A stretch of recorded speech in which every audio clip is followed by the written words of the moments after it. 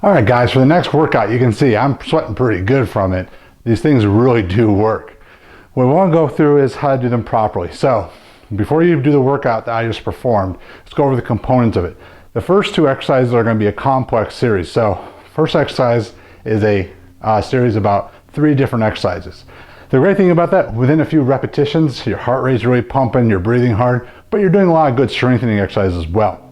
One thing you're going to want to understand is the bag that you determine to use is really important. For this series, especially when you're doing complex, starting with a lighter ultimate sandbag, whether it be a power or core ultimate sandbag, it's probably ideal. However, if you only have access to a strength ultimate sandbag, you can take one filler in, take the other filler out, and maybe fill it with something like towels so that you have the density. You're going to see in a moment, it's very important to have that density to your ultimate sandbag. So the first drill, let's break it down. So it's usually easiest to work from top down. So let's go ahead and pick up your ultimate sandbag. Now you're gonna grip it right in the middle. You're gonna step out to one side. As I step, put weight back on the heel.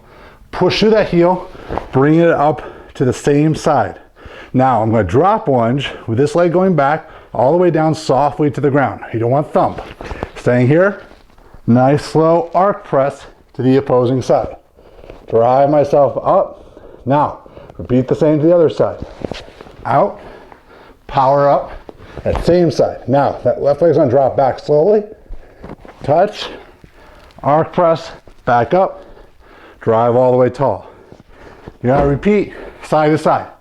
You're gonna find it to be very tiring. So if you can't complete the minimum amount of repetitions, do what you can with a good form, chart it down, try to beat it the next time through. Just like any of your exercises, there's a regression and progression to any movement. Shoveling is one of those exercises that you want to take a couple steps back with, make sure you get comfortable with, because it's easy to let things get out of hand fast. It's a fantastic drill. It's our equivalent of doing a swing. So if you're familiar with kettlebells, this is our version. We don't swing the sandbag. As I talked about in the beginning of this DVD, these rotational components allow us to do probably even better work.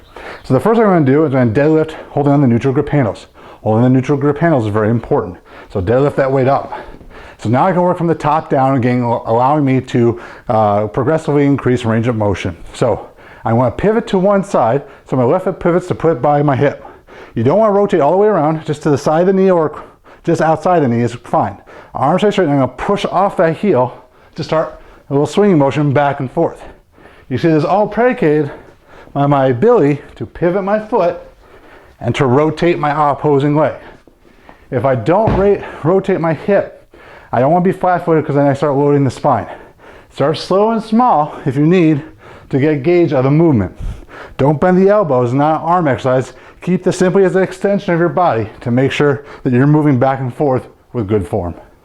So we're going to do grip rows in a moment. Grip rows are going to be more challenging if you're using a bigger ultimate sandbag because it's going to require you more grip strength. The reason for the benefit for using more grip strength is that if I actively squeeze my fist, I'm going to activate more of my upper body muscles.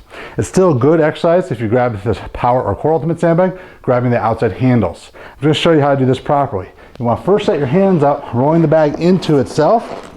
You can deadlift the weight up. Now I'm going to hinge, so my weight's back on my heels, my chest is tall. Pull the bag in so my shoulders are pulled down and back, and then down under control. I can accelerate the weight up, down nice and slow. You see in looser bags, the bag's gonna sag. That's gonna make the weight feel heavier.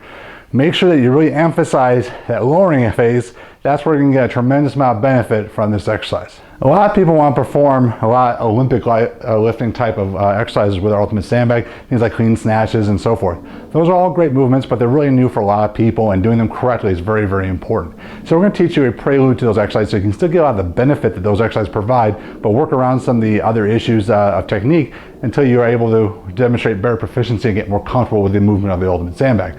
One such exercise is the high pull. The high pull is going to teach us how to create extension of the body. Use the hamstrings and glutes to create force, and it's going to teach us how to get the bag high. So eventually when we do cleans, it's going to be easy to just shoot the arms underneath and catch the bag.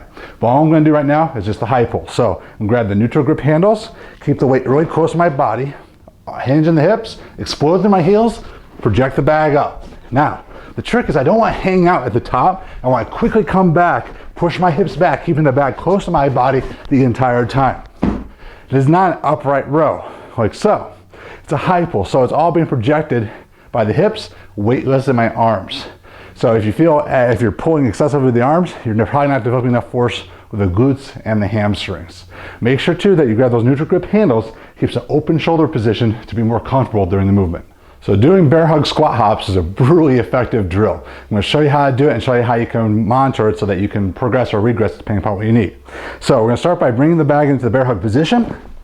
Make sure you lock in nice and tight. Basically what you're going to do is descend into the squat, accelerate to a little hop. So you're going to try to drop into that squat after you land. You don't need to try to touch your head to the roof, just enough to leave the ground. Now if that's too much, you can come down slow, pause, and then try to accelerate up. Down slow, pause, accelerate up. That's useful too if all you have access to is a heavier ultimate sandbag and you still want to get the benefit of this exercise. Try to do it for the 40 seconds, keeping good alignment and posture, and you'll find this to be a tremendous drill. The last drill in our series is a scissors kick. So what we're going to do is bring our ultimate sandbag close to our body. I like to take the neutral grip handles, but you can definitely use snatch grip handles or anything that's comfortable. We're going to lay the bag upon our body first, get the bag up and elevated. You can start with both legs up, keeping the pelvis down towards the ground. Slowly lower one leg to the ground. As one comes up, one starts to come down. If this is too easy, move the bag out more over the top of the head. If it's too difficult, bend the knees and make it more of a runner so that you can control the pelvis. The key is not to allow the pelvis to rise off of the ground during any point of the exercise. It's a great core drill. You're also going to feel the hips and the pelvis work a lot, so make sure you do this right to get the full benefit.